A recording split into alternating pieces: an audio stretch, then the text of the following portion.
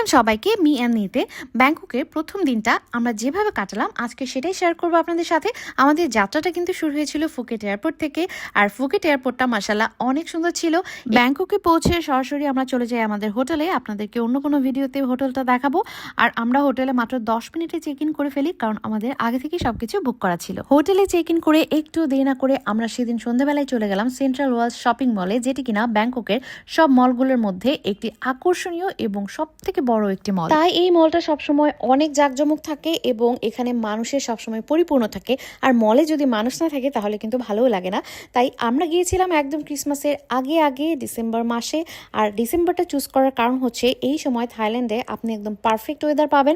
আমি বলবো যারা একটু ট্যুরে প্ল্যান করছেন তারা অবশ্যই ডিসেম্বরে যান। একটা মিথ চালু আছে যে ডিসেম্বরে সবকিছুর অনেক দাম থাকে, সবকিছু হাই প্রাইস থাকে। নো, আমি বলবো আপনারা যদি একটু ট্রিকফুললি সবকিছু বুকিং করে যান গুছিয়ে, তাহলে কিন্তু আপনি একটা বাজেটের মধ্যে ভালো ট্যুর দিতে পারবেন, তাও আবার সিজন ব্র্যান্ডে। আপনারা পেয়ে যাবেন অনেক অনেক অনেক সেল। ডিসেম্বরে পুরোটা জুড়েই ওদের সব মলসগুলোতে সেল থাকে। আর ম্যাঙ্গো স্টিকি রাইস কি না খেলে হয়?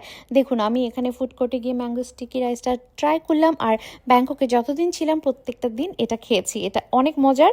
আপনারা যারা খেয়েছেন তারা তো জানেন, আর যারা খাননি তারা যারা ট্যুরে যাবেন ভাবছেন তারা গিয়ে অবশ্যই এটা আগে ট্রাই করবেন।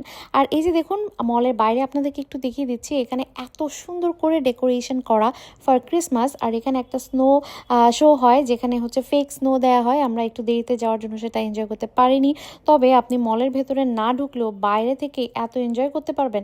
এখানে অনেক কিছু রয়েছে, অনেক রকমের ফুড রয়েছে, অনেক রকমের প্রোগ্রাম হচ্ছিল এখানে, আমরা যেগুলো ঘুরে ঘুরে দেখছিলাম। আর মলের সামনেই আপনারা পেয়ে যাবেন অ্যাপলের শোরুম। আপনাদের কারো কিছু অ্যাপল থেকে কেনা থাকলে কিনে নিতে পারেন। আমরা শুধু ঘুরতে গিয়েছিলাম, আমরা কিছু কিনিনি। আর এই সেই বিখ্যাত টুকটুক, যেটা ব্যাংককে গেলে আপনাকে উঠতেই হবে। যদিও আমি উঠতে চাইনি, তবে কানে ধরেছি একবার উঠে আর উঠবো না। এটা আমাদের বাংলাদেশের টেসলা থেকে অনেক বেশি স্পিডি এবং অনেক জোরে সাউন্ড করে, আমার অনেক ভয় লাগছিল। আর তারপর আমরা রাতের বেলা হোটেলে ফিরে আবার চলে যাই প্রাতনাম নাইট মার্কেটে সাউথ ইন্ডিয়ান ফুড ট্রাই করতে। এখানে আপনারা অনেকগুলো ইন্ডিয়ান ফুড কোর্ট পেয়ে যাবেন, সেই সাথে অনেক কান্ট্রির ফুডও এখানে রয়েছে। তবে দেখে মনে হচ্ছিল একদমই এটা ইন্ডিয়া অথবা কলকাতা, এরকমই একটা ভাইব পাচ্ছিলাম। এই জায়গাটা রাতের বেলা ঘুরতে আমাদের বেশ ভালো লেগেছে।